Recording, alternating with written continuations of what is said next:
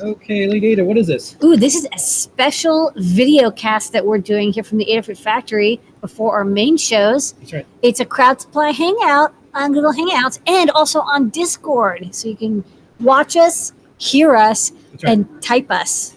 We have a Discord server that's 12,000 people, and then there's a new category, there's a new topic with the channel, crowd supply, one of our favorite places for open source hardware and more. And we have Josh. Josh, you're the co-founder? I am. Hello. Okay. Hello, Josh. Well, where are you beaming in from? Where in the world are you? My volcano layer, of course. Okay. Well, you have a nice painted volcano wall there. Yes. Very matte white. From Portland, Oregon, crowd supply headquarters.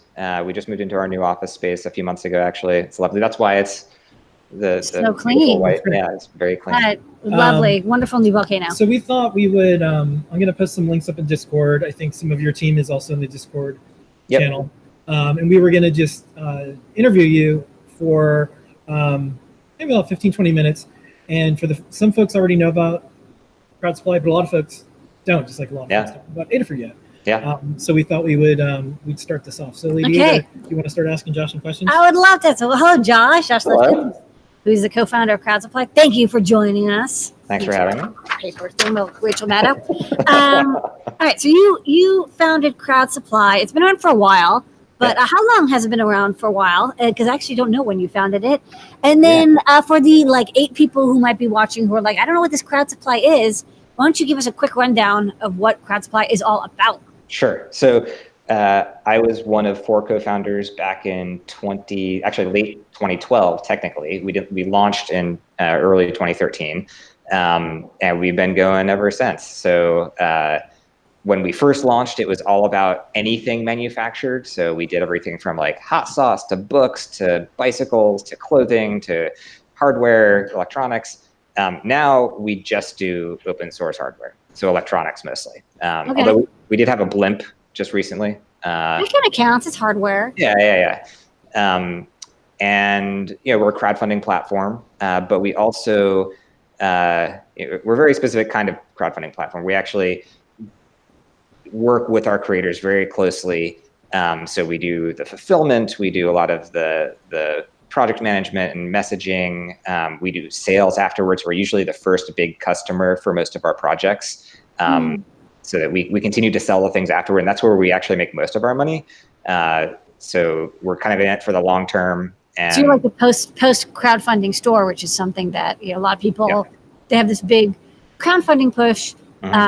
They ship a couple hundred of this product, and they're like, wait, I have to do after sales support and parts and repairs and upgrades. So you help them take care of that, and you do fulfillment as well. Yeah, and all the customer support associated with that. So there's only so many times you want to change your order, but we take care of all that for you. So or like, Bitcoin or credit card or PayPal, and you'll just it's kind of more full spectrum, and it's focused on open source hardware. Yes. So for the creators who are watching this and they're like, well, this sounds really great. How do they know when their project is ready for crowd supply? Like, who should be contacting y'all to put it online? What's that process? Yeah, so if your project if the term open source hardware makes sense to you and resonates, then that's a good start. But even if it doesn't, we can explain what that means. We prefer to work with people who, early and often, I guess. So even if you just have your first prototype and are still months away or longer from getting ready for production, it's still worth starting that conversation now, because we can, add some feedback that might change the course of your product. Do you ever have founders, like the people who are designing the hardware? Do you ever connect them and say, oh, your project and this project might work well together, maybe get together, especially if they're using the same manufacturing company? Yeah, we actually have a project in the pipeline right now called SOMU, which is in fact the amalgam of 2 different project names. It was like the Tomu, the FOMU, and I don't know what the S would become for. Where's the S from? We're customers, and so the other day I'm just like, did they change the name or what? I didn't. What's the S from Tomu, FOMU stand for? It's Solo. So Solo Solo Keys is a company that they launched they have a token, like a USB token for security, and they partnered with Tim and folks to kind of come up with this new one. I'm wearing Tim's shirt. It's actually backwards right now. Yes. Okay, so the process. So we had a question here about the process of working with CrowdSupply. So actually, I want to back up a little bit because we get asked this a lot. Why do open source? Mm-hmm. And there's lots of reasons, but it's always good to hear why you would encourage people to do open source. Is it a strict rule? Is it a nice thing to include, or is it something that's just part of the DNA of the company that you want? Yeah, so it's definitely part of the DNA, and I think that's why we've been most successful with it, because we ourselves are most interested in it. But there are tons of good business reasons to do it. Not everyone comes to us looking to make lots of money.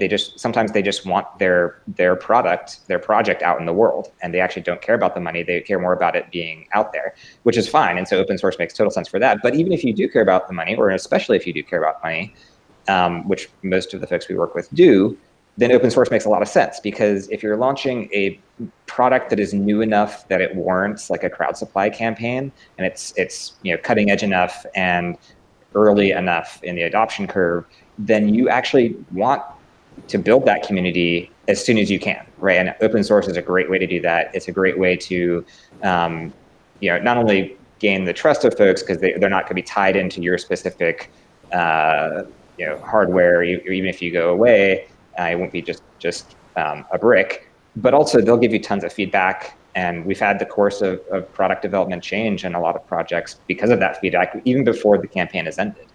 So it just makes a lot of sense from a business perspective. Yeah, that's what we found too. Like the folks that get nervous about open source, you're not gonna succeed or fail because it's open or closed.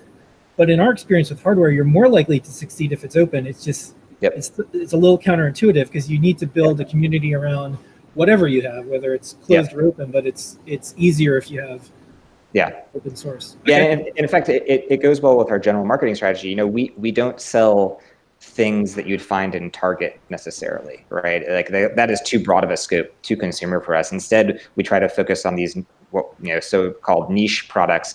And niche is great, right? Because you tell one person who's interested in it, and suddenly everybody who is interested in it knows about it, right? Because they're all pretty connected.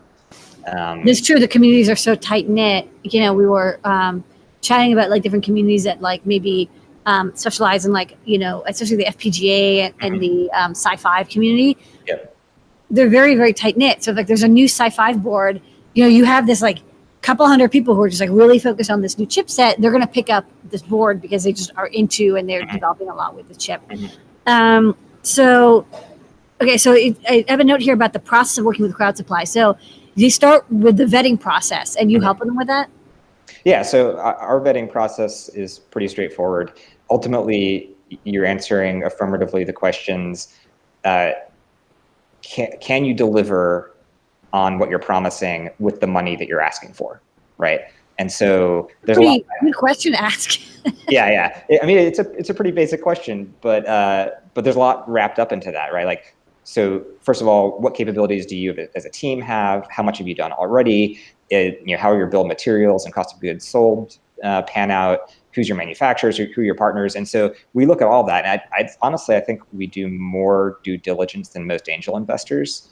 And that's because what we care most about is delivery, right? Like every time we've ordered something from crowdsupply, we've gotten it. Every back things we back. So which is pretty amazing. Yeah. Well, the funny joke is like when we see an Indiegogo or a Kickstarter, it's not like when we're going to get it. It's more like, I wonder how terrible this is going to be. It's like, it's just watching the process for the people that are involved, where they just maybe got in over their head, or like, that's how it goes. Like Indiegogo has a reputation of like a lot of fake stuff on it. Right. And then Kickstarter is like, sometimes things work out as far as the funding, but then actually delivering. And like the best part about crowdfunding is like imagining you're going to get this thing one day. Right. And then sometimes it just doesn't work out. So our whole reason for existence is so you don't have to imagine it, so that it actually happens. But it is, you're right. It's really unfortunate when like a well-intentioned project creator launches something and it just blows up, not because of anything they did that was malicious or because they were unskilled. They just didn't know, right? So we are very careful about that and help with that along the way. So I'm going to segue now into part 2 of the interview. So one of the reasons we ended up we've been chatting with a couple of years, and we carry some parts from CrowdSupply, of course, and we send people to CrowdSupply when we're not manufacturers. We don't do that for people, but you guys can help them with that. But we noticed that there's actually a lot of CircuitPython compatible hardware popping up. Like, it was a little surprising. It was like, one, we're like, oh, that's cute, but then it was like 4. All really fast. So, what do you think is up with that? Why, do you have any insight or thoughts about why you're seeing embedded Python? I mean, it's an awesome tool. I, like 15, almost 20 years ago, I picked up a little toy project that somebody else had started and abandoned. His name was Dean Hall. It's called PyMite, and it was Python on an 8-bit processor. Yeah. And I just did it for fun, and then I dropped it. I didn't really do anything with it. But I think the idea of using a language like Python, which is so capable and has such a good community everywhere you are, including in the embedded space, is totally the way to go. And so it makes total sense to me that people love CircuitPython, and I think it will take over the world like everything Python has. Even like I was wearing my MIT shirt because we met up at MIT, but 6001, about after we graduated, changed over from Scheme to Python. Really? Yep. I did not know that. In Python, because it's got lambdas, and they were like, Scheme just wasn't. If you think about it, Scheme, like, it's an adorable language that totally useless after you graduate. I have not used it once. Yeah. Yeah, you've not used it once. Like, I go back and I'm like, oh, these prints. But like, if you think about it, Python is not that much different, and so a lot of the classes are now taught in Python. Sweet. And also a lot of schools we're seeing, you and I probably, I imagine you probably took some classes where you did MATLAB, and you had to, go to the clusters and run your MATLAB scripts. Yep. That can all be done with Python notebooks now. Yep. Jupyter notebooks, and it's free. Yep. And you don't have to have you have a license and a special kind of computer. Right. And you can even run it in the cloud. I mean, this is like amazing and wonderful. Yeah. I mean, you still have to do the unpleasant work of writing your problem set, but at least you're doing it at home. Yeah, and that's what I love about both the CircuitPython stuff that you guys are doing, and also the Featherwing stuff, right? Yeah. Like the Feather form factor. It's just so nice to have a standard with a community around it that isn't, being strangled by some corporation, right? No, everything is open. So like CircuitPython is completely open. It's MIT licensed. The Feather format, I mean, there's no IP there anyways, so we just publish the specs. Yeah. So actually, we're just thinking of an example that's coming up. The giant board is one of the examples. We have one, and I can show it off on the overhead if we have a moment. Thanks Phil for the camera control. I know there's a lot going on here. I have an example here. Oh yeah. We have the crowd supply as well. So this is the This is a giant board. So do you want to talk about this? Because you probably had a part in making this come to life. Yeah, well, we're still working on it. So this is in pre-launch now, which means you can sign up for email to find out when it actually launches or if there are any updates. But Chris, the creator of this board, working closely with him to launch the campaign, he's going to be at a teardown, which we'll talk about later. But basically, this is the very first SBC single board computer in a Feather form factor. It's so small. Can run Linux. I mean, it's pretty great, right? And talk to him about his choice of parts and all of that. And this is really the only part, that Atmel part right there, that microchip part, is the one part that ticks all the boxes to make this happen. So it's a nice confluence of the Feather ecosystem, this particular microchip part, and Chris coming along and bringing it to CrowdSupply. So this should be launching, I think, this month, and we should have demos and workshops, or these demos at Teardown. Hopefully, workshops. Yeah, I'm psyched because I think he's already started using it with other Featherwings, and it's amazing. Like some ones that actually have Linux drivers for them, which I didn't realize, like the Wi-Fi board. Yep. And you just plugged in. He's like, now it has Wi-Fi, and I'm like, that's kind of shocking. I wasn't expecting that to work. And the speed of innovation is so much faster with all of this infrastructure in place. I mean, this would have taken months or more to put together not that long ago. Also, we got to take advantage of all the drivers. So people who want to do IoT projects. One of the reasons I like CircuitPython, not just as a microcontroller board, but as an API for hardware, is I was really tired of rewriting all these drivers over and over again. Yep. So having them written in Python, and they can run on any Linux board. So originally it was just for Raspberry Pi because I wanted to have all of our boards work with the Pi. But then now they're genericized enough that this Atmel, SAM7 chip can load all of our drivers. So you can do IoT projects. So it's going to be really interesting to see. I can't wait for that to turn up because I'm going to definitely back it. Yeah. And then you were mentioning that Chris is going to be presenting at Teardown. Mm-hmm. But what is Teardown? So Teardown is our annual flagship event. We just started doing it last year, so this is our second one.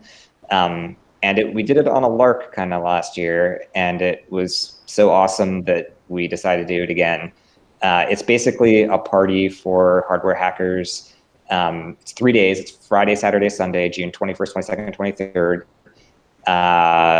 In Portland, Oregon, at this amazing building that our partner, the Pacific Northwest College of Art, is their Make Think Could program is our partner in throwing it.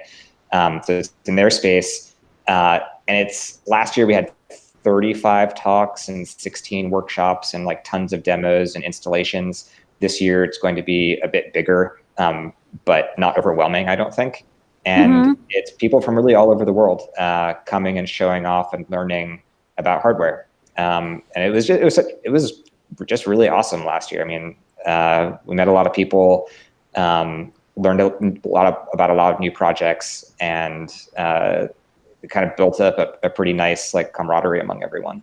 What I really like about the tagline for CrowdSupply is it's like you want open and respectful electronics. Mm-hmm. And it's kind of interesting because you don't really hear that very often. It's hardware, but I think especially if you are doing events, people have different, and the open hardware community and the hardware hacking community, there is some overlap with some communities that while they make incredibly cool hardware, it's not super respectful hardware. And I can see would you. If somebody came to you and said, "Oh, I'm making a spy device that lets you spy on your partner and keylog them," I think you'd probably be like, "Hey, let's figure out another project that you can do that's less like that."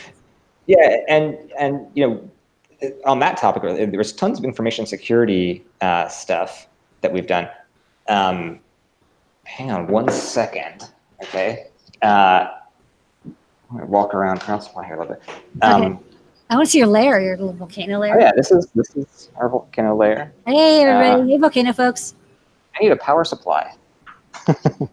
So just putting the call out. No, I want to out. But the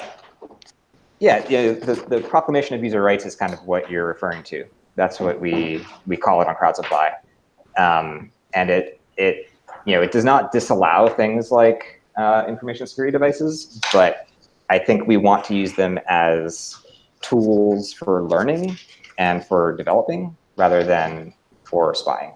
And that there's that version of every technology, kind of the stuff we want to do and the stuff we don't want to do with it.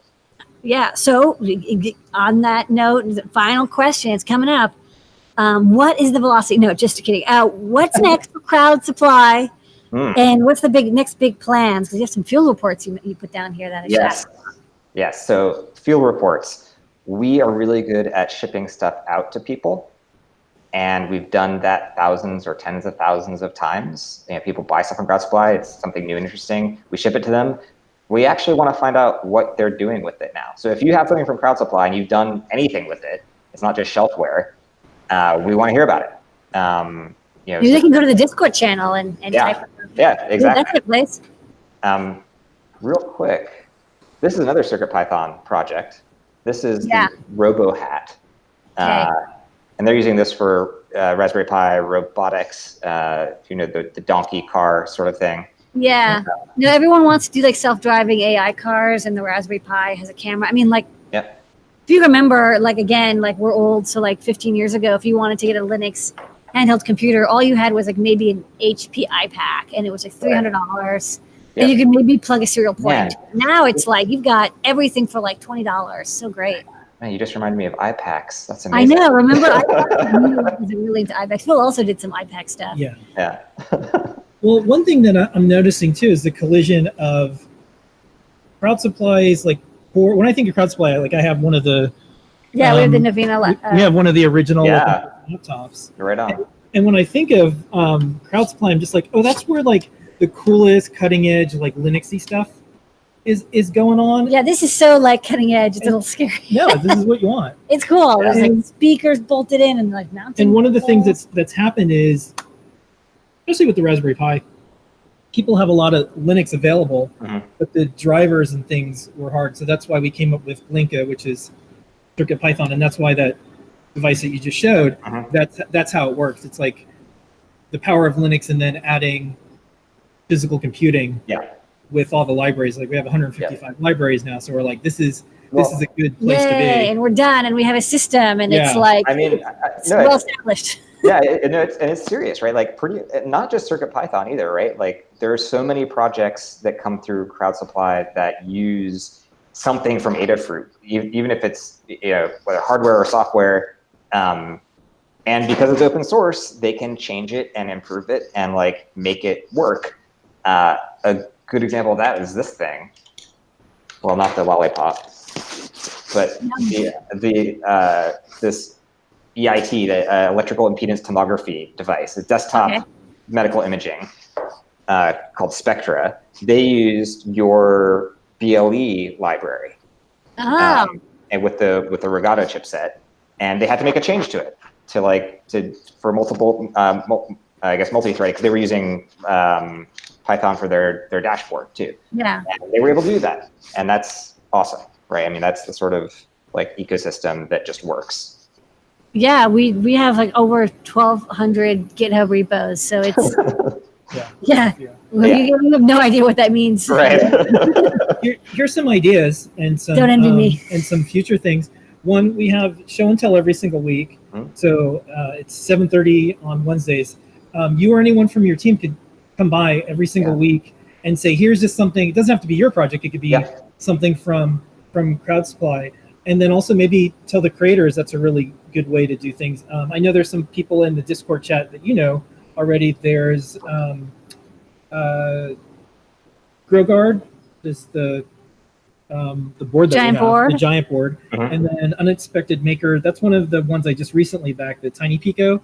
It runs MicroPython on it, and then I think there's a couple other people. But that would be great to have, a place where we can exchange all these experiences, and like maybe it's just like here's the latest thing that's coming out, here's something going on. And I think especially the backers and the creators can share ideas live, and I think Discord's actually a good place because like we see that in our Adafruit channels, if people are saying like, hey, I'm doing this hardware, has anyone used this part, I'm having this weird issue, and somebody's like, oh yeah, I used it, it's like very sensitive about like the reset pulse width or whatever, or like use this library, not that one. And I think like there's so much hidden knowledge with hardware. You don't know what you don't know. That's especially true with hardware. And kudos for like nurturing that community, right? Because that's something that is super hard to do and still make it like welcoming. So I just want to thank you for that. If you notice on crowd supply, we actually don't have chat or anything, right? Like it's really more focused on the projects and getting stuff out into the world, but there's definitely that demand. People want to talk about it, and this is a great place for it. Yeah. All right. Well, this is an amazing chat. Well, feel free to come by any week. We'll continue to coordinate. This is really good. We would want to do this for a while. Likewise. And the crowd supply channel is on Discord. It'll be there for a while. Hopefully we'll do some cool stuff with it. And thanks so much, Josh. Yeah, thank you both. It was great to see you again. Likewise. Some Adafruit folks may make it to tear down. I think Scott's going to be there. So, Okay. Good times. Right. I'll be on the Discord chat right now. I'm going to sign off. Thank you. you. Bye. All right, thanks so much. All right. And thanks everybody for watching. Bye-bye.